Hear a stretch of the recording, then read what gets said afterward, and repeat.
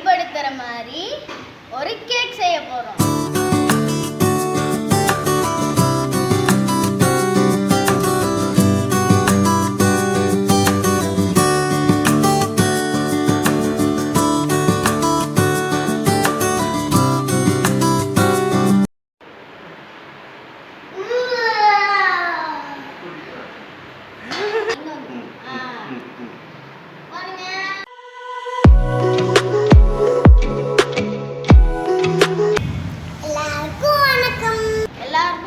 எல்லாரும் எப்படி இருக்கீங்க? போன வீடியோல நான் ஒரு சர்ப்ரைஸ் இருக்குன்னு சொன்னேன்ல, என்ன சர்ப்ரைஸ் கண்டுபிடிச்சிங்களா? சரி விடுங்க, நானே சொல்லிடுறேன்.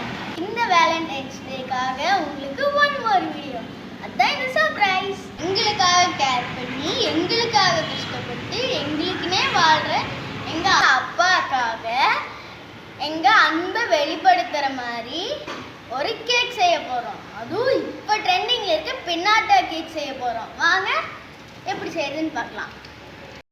இப்போது பின்னாட்டா கேக்கோட கேக் ஸ்பான்ஜ் செய்கிறதுக்கு என்ன பொருள் தேவைன்னு பார்க்கலாம். ஃபஸ்ட்டு கோதுமை மாவு வந்து எடுத்திருக்கேன், அது 3/4 கப்பு.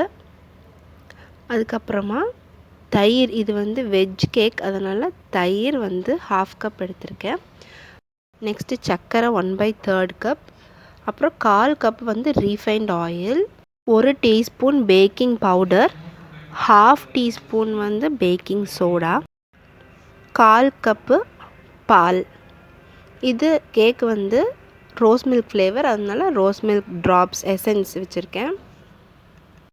இந்த அளவெல்லாம் இந்த ஹார்ட் ஷேப்பில் இருக்கிற இந்த கேக் பேனில் செய்கிறதுக்கான ஒரு அளவு. இப்போது ஓவனாக மிக்ஸ் பண்ணிக்கலாம். ஃபஸ்ட்டு வந்து தயிர், அடுத்தது ரீஃபைண்ட் ஆயில் 1/4 கப் ஊற்றிக்கலாம். Next rose milk essence 4-5 drops விட்டுக்கலாம். நெக்ஸ்ட்டு சுகர் சேர்த்திட்டு நல்லா சுகர் வந்து கரையிற அளவுக்கு பீட் பண்ணிக்கணும். அதுக்குள்ளே அவனை வந்து ப்ரீஹீட்டிங்காக ஒரு 10 மினிட்ஸ் வந்து 180 டிகிரி செல்சியஸில் ஹீட் பண்ணுறதுக்காக ஸ்டார்ட் பண்ணிடலாம். இப்போ வெட் இன்க்ரீடியன்ஸ் எல்லாம் மிக்ஸ் ஆகிடுச்சு. நெக்ஸ்ட்டு ட்ரை இன்க்ரீடியன்ஸை வந்து நல்லா சலித்து சேர்த்துக்கலாம். கோதுமை மாவு, பேக்கிங் சோடா, பேக்கிங் பவுடர், இந்த 3ஐயும் நல்லா சலித்து எடுத்துக்கலாம். இப்போ இந்த சலிச்செடுத்த மாவை கொஞ்சம் கொஞ்சமாக நம்ம மிக்சரில் போட்டு மிக்ஸ் பண்ணிக்கலாம். பேட்டர் நல்லா ஸ்மூத்தாக இருக்கிறதுக்காக கொஞ்சம் கொஞ்சமாக மில்க் ஆட் பண்ணி மிக்ஸ் பண்ணிக்கலாம். இப்போ பேட்டர் வந்து நம்மளுக்கு கரெக்டான கன்சிஸ்டன்சி கிடச்சிருச்சு. இப்போ இந்த மோல்டை வந்து பட்டர் வச்சோ இல்லை ஆயில் வச்சோ நல்லா க்ரீஸ் பண்ணிவிட்டு அதுக்கப்புறம் பேட்டர் வந்து இதில் ஊற்றி ஃபில் பண்ணிக்கலாம். இப்போ மோல்டை 2 தடவை டேப் பண்ணால் அதில் இருக்கிற ஏர் பபிள்ஸ் எல்லாம் ரிலீஸ் ஆயிரும். இப்போது பேட்டரை அவனுக்குள்ளே வச்சு கன்வெக்ஷன் மோடில் 200 டிகிரி செல்சியஸில் 20 மினிட்ஸ் ஃபஸ்ட்டு வைக்கிறேங்க. பார்த்துட்டு வேணுனாலும் ஒரு 5 மினிட்ஸ் நம்ம எக்ஸ்டெண்ட் பண்ணிக்கலாம். இப்போது மனோமா வந்து ஹார்ட் ஷேப் கேக் செஞ்சுருக்காங்க. இப்போது கேக் எப்படி வெந்துச்சுன்னு பார்க்கறதுக்கு டூத்பிக் வச்சு குத்தி பாருங்கள். ஒட்டாமல் வந்துச்சுன்னா அதுதான் நம்மளோட வெந்த கேக்கு. இருக்குல்ல கேக்கு ஆறுக்கு அப்படியே வச்சிரும். நம்ம பின்னாட்டா கேக்கோட சாக்லேட் செல்லை இந்த சிலிக்கான் ஹார்ட் மோல்டு வழியாக தான் செய்ய போகிறோம். இந்த ஹேமர் வச்சு தான் இந்த ஷெல்லை உடைக்கணும். இதுதான் வந்து மில்க் காம்பவுண்டு. இதை வந்து நம்ம டபுள் பாயிலிங் மெத்தடில் இந்த பவுலில் போட்டு மேலே வச்சு உருக்கி இந்த ஷெல்லை ஊற்ற போகிறோம். சாக்லேட் காம்பவுண்டை வந்து எவ்வளோ குட்டி குட்டியாக பொடி பொடியாக கட் பண்ண முடியுமோ கட் பண்ணி போட்டோம்னா சீக்கிரமாக நம்மளுக்கு சாக்லேட் சிரப் வந்து கிடச்சிரும். இப்போ பார்த்திங்கன்னா கீழே இருக்கிற தண்ணி வந்து ஹீட்டாக கொஞ்சம் கொஞ்சமாக நம்மளோட சாக்லேட் வந்து உருகிட்டு இருக்கு. இன்னும் கொஞ்சம் உருக வேண்டியது இருக்குது, அதனால் நல்லா கலந்து விட்டுக்குங்க. இப்போ நம்மளுக்கு சாக்லேட் சிரப் கன்சிஸ்டன்சி வந்துருச்சு. இந்த சாக்லேட் சிரப்பை இந்த மோல்டுக்குள்ளே ஊற்றி நல்லா ஃபஸ்ட் லேயரை ஈவனாக ஸ்ப்ரெட் பண்ணி விடணும். எல்லா சிரப்பையும் ஃபஸ்ட் டைம்லேயே போட்டுறாதீங்க, பாதி சிரப் மிச்சம் வைங்க, ஏன்னா நம்ம இன்னொரு லேயர் சாக்லேட் பண்ணணும்.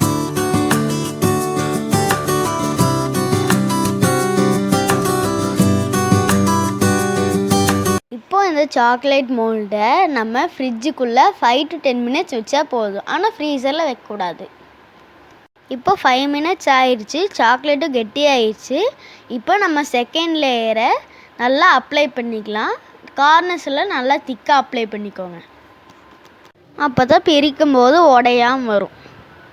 அப்ளை பண்ணதுக்கப்புறம் அந்த மோல்டோட பார்டரில் எந்த சாக்லேட்டும் ஒட்டாத மாதிரி பார்த்து நல்லா க்ளீன் பண்ணி விட்டுக்குங்க. அப்போ தான் எடுக்கும்போது ஈஸியாக இருக்கும். இப்போது சாக்லேட் மோல்ட் மறுபடியும் 5 to 10 minutes ஃப்ரிட்ஜில் வச்சு எடுத்ததுக்கப்புறம் நம்மளோட சாக்லேட் ஷெல் ரெடி ஆகிடுச்சு. இதை மெதுவாக ஃபஸ்ட்டு ஓரத்தையெல்லாம் கொஞ்சம் கொஞ்சமாக ஓப்பன் பண்ணி விட்டு அதுக்கப்புறமா சென்டரில் எடுக்கணும். கேர்ஃபுல்லாக எடுக்கணும், உடையாமல்.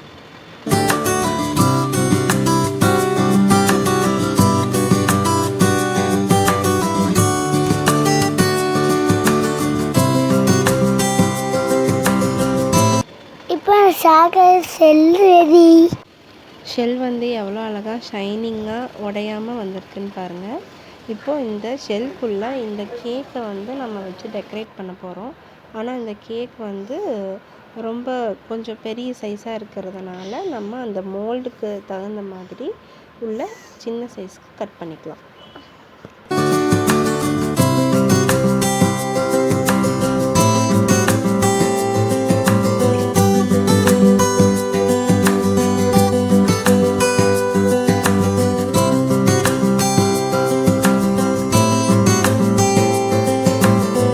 இதுக்கிடையில் நான் போன வீடியோவில் காமிச்ச மாதிரி கோதுமை மாவில் ரோஸ் 2 செஞ்சு அதை இன்னொரு மெத்தடான ஸ்டீம் மெத்தடில் வேக வச்சுருக்கேன் கேக் டெக்கரேட் பண்ணுறதுக்காக.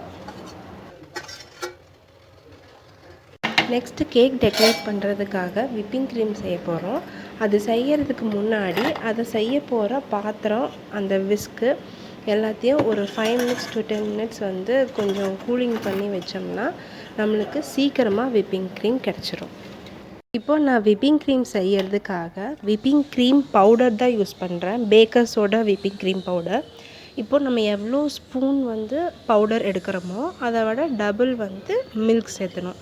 இப்போ 4 ஸ்பூன் பவுடர் சேர்த்துனோம்னா 8 ஸ்பூன்ஸ் மில்க் எடுத்துக்கணும். அப்புறம் விஸ்க் வச்சு நல்லா பீட் பண்ணிக்கலாம். இல்லாட்டி எலக்ட்ரிக் பீட்டர் இருந்தாலும் நல்லா பீட் பண்ணிக்கலாம். இந்த பவுடர்லேயே ஸ்வீட்னஸ் இருக்குது. வேணும்னா எக்ஸ்ட்ரா ஸ்வீட் வேணுனாலும் நம்ம ஐசிங் சுகர் சேர்த்திக்கலாம். நான் இந்த க்ரீமும் ரோஸ் மில்க் ஃப்ளேவரில் செய்கிறதுனால இதுலேயும் ஒரு 2-3 ட்ராப்ஸ் ரோஸ் மில்க் எசன்ஸ் விட்டுருக்கேன். இப்போ நம்மளுக்கு விப்பிங் க்ரீம் ஒரு ஹாஃப்வே ரெடி ஆகிடுச்சு. சாஃப்ட் பீக்ஸ் வர ஆரம்பிச்சிச்சு. இன்னும் ஒரு 2 minutes பீட் பண்ணோம்னா நம்மளுக்கு நல்ல ஹை பீக்ஸ் வரும். அது எப்படி ரெடியாக இருக்குதுன்னு கண்டுபிடிக்கணும்னா இப்போ நம்ம விஸ்க்கு தூக்கணும்னா நல்லா ஹை பீக் ஸ்டிஃபாக நிற்கணும். ரெண்டாவது இந்த பாத்திரத்தை நம்ம தலைகீழாக கமுத்தினாலும் அந்த க்ரீம் அப்படியே இருக்கணும், கீழே கொட்டாமல். ஸோ அப்போ நம்மளுக்கு விப்பிங் க்ரீம் ரெடி ஆகிடுச்சுன்னு கண்டுபிடிச்சிக்கலாம். இப்போ நம்ம விப்பிங் க்ரீம் ரெடி ஆகிடுச்சு. இதை நம்ம ஒரு பைப்பிங் பேக்கில் ட்ரான்ஸ்ஃபர் பண்ணிக்கலாம். ஒரு பாதி விப்பிங் க்ரீமை பைப்பிங் பேக்கில் போட்டுக்கலாம். பாதி கேக் மேலே போடுறதுக்காக வச்சுக்கலாம். இப்போ நம்ம மீதியாக வச்சுருக்கிற விப்பிங் க்ரீமை ஐசிங்காக கேக் மேலே நல்லா ஃபுல்லாக தடவிக்கலாம்.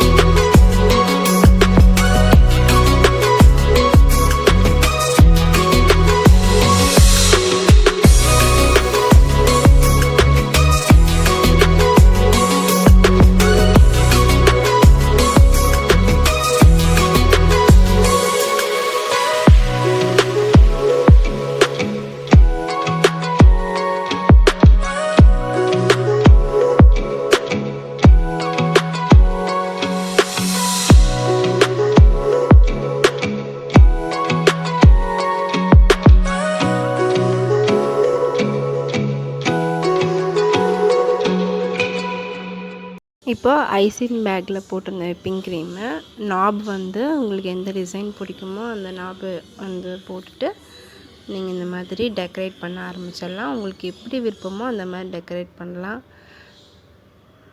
க்ரீம் போட்டதுக்கப்புறமா உங்களுக்கு டெக்கரேட் பண்ணுறதுக்கு ஏதாவது ஸ்ப்ரிங்கிள்ஸ் யூஸ் பண்ணலாம், சாக்லேட் சிப்ஸ் யூஸ் பண்ணலாம். எந்த விதமாக வேணாலும் நம்மளுக்கு பிடிச்ச மாதிரி நல்லா டெக்கரேட் பண்ணலாம். கூடவே வந்து இது வந்து சர்ப்ரைஸ் கேக் இல்லைங்களா, அதனால் நம்ம என்ன சொல்ல விரும்புகிறோமோ, என்ன சர்ப்ரைஸ் கொடுக்க விரும்புகிறோமோ அந்த சர்ப்ரைஸ் நோட்டை உள்ளே வைக்கலாம். மேபி இந்த மாதிரி பேப்பரில் எழுதி வைக்கலாம். இல்லைன்னா நீங்கள் ஐசிங்லேயே வேணாலும் க்ரீமில் வந்து எழுதலாம். ஹாப்பி பர்த்டே எழுதுவாங்கள்ல, அந்த மாதிரி எழுதலாம்.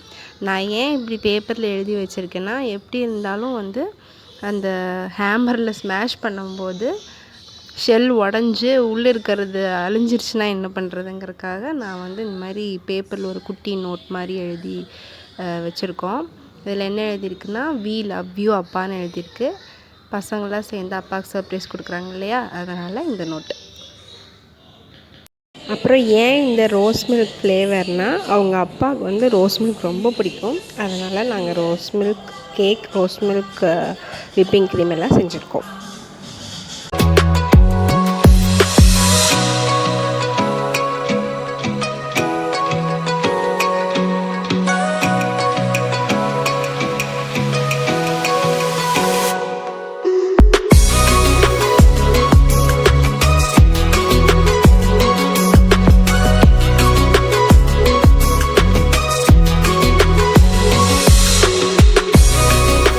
இப்போ நம்ம ரெடி பண்ணி வச்சுருக்கிற சாக்லேட் ஷெல்லை நம்ம கேக் மேலே வச்சு அதையும் மேலே கொஞ்சமாக டெக்கரேட் பண்ணிக்கலாம்.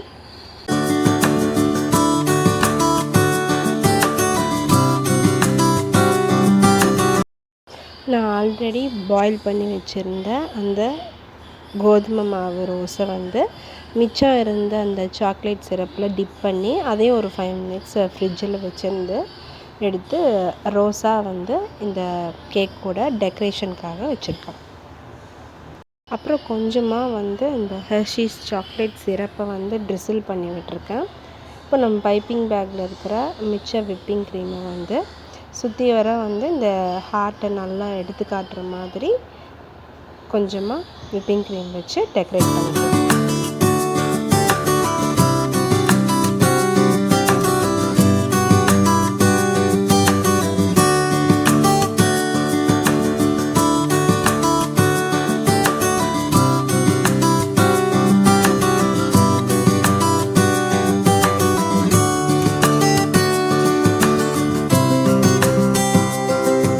இப்போ நம்மளோட பினாட்டா கேக் ரெடி ஆயிடுச்சு. இதை ஹேமர் கேக்குன்னு சொல்லுவாங்க. இன்னொரு எக்ஸ்ட்ரா டிப் என்னென்னா, இது கூட இன்னும் நிறைய சிலிக்கான் மோல்டு கிடைக்கும். அதில் வந்து நிறையா ஆப்ஜெக்ட்ஸோட இம்ப்ரெஷன்ஸ் கிடைக்கும். ஃபார் எக்ஸாம்பிள் இப்போ பாருங்கள், ஒரு கிஃப்ட் மாதிரி, ஸ்டார் மாதிரி இதெல்லாம் வச்சு நம்ம சாக்லேட் சிரப் மிச்சம் இருக்கிறத அதை ஊற்றி அதை கூட வந்து நம்ம டெக்கரேஷனுக்காக வைக்கலாம். ஃபைனலி உங்கள் அப்பாவை சர்ப்ரைஸ் பண்ணுறதுக்காக நம்ம ஹீரோ சார் அவரோட ஹீரோவை கண்ணு மூடி கூட்டிகிட்டு வராரு. வாங்க அவரோட எக்ஸ்பிரஷன் எப்படி இருக்குன்னு பார்க்கலாம். சூப்பராக இருக்குது. ஆர்டின் கேக். 3 பேர் சேர்ந்து. ஓகே ஓ சாய், சாய் போ, இப்படி வா. சாய் கிட்ட வா. அங்க இங்க கிட்ட இன்னொரு பாருங்க. ஹாய். உள்ளுக்குள்ள இருக்கு. ஏய் ஐ லவ் யூ அப்பா. ஏய் சூப்பர். வெயிட் பண்ணு அப்புறம் சாப்பிடலாம். எங்க பேர் அழகா இருக்கு பாரு. ஏய் சூப்பர். Sai Thank you. ஓ ஜாபு. அந்த gift எடுத்துக்க. சாய் வாமா. Star.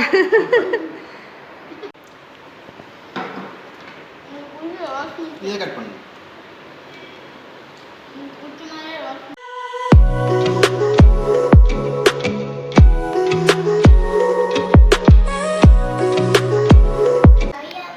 Love you, Chaku too.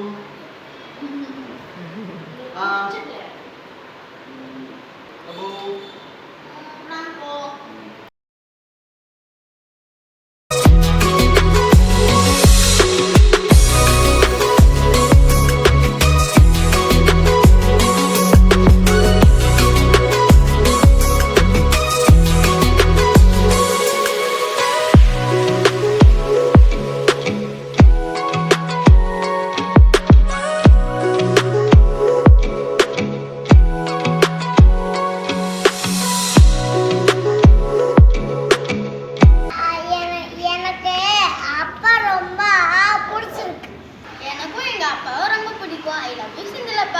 Lovely Senthilappa நீங்களும் உங்க அம்மாவை அப்பாவை லவ் பண்ணுங்க அப்புறம் சர்ப்ரைஸ் பண்ணுங்க.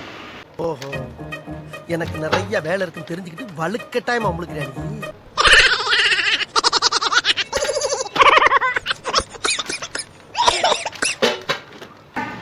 சரி விடுங்க, நானே சொல்லிடுறேன். நீ எதை சொல்ற? நீங்களும் அப்பாவும் உங்க அம்மா 2 3 ஸ்டார்ட். நீங்க உங்க அப்பாவை அதுக்கு மனமாவை பார்த்து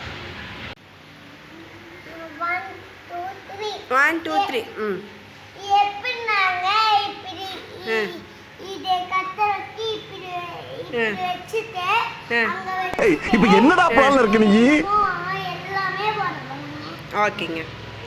லைக் பண்ணுங்க, ஷேர் பண்ணுங்க, சப்ஸ்கிரைப் பண்ணிடுங்க. மறக்காம பெல்ல பிரஸ் பண்ணிடுங்க.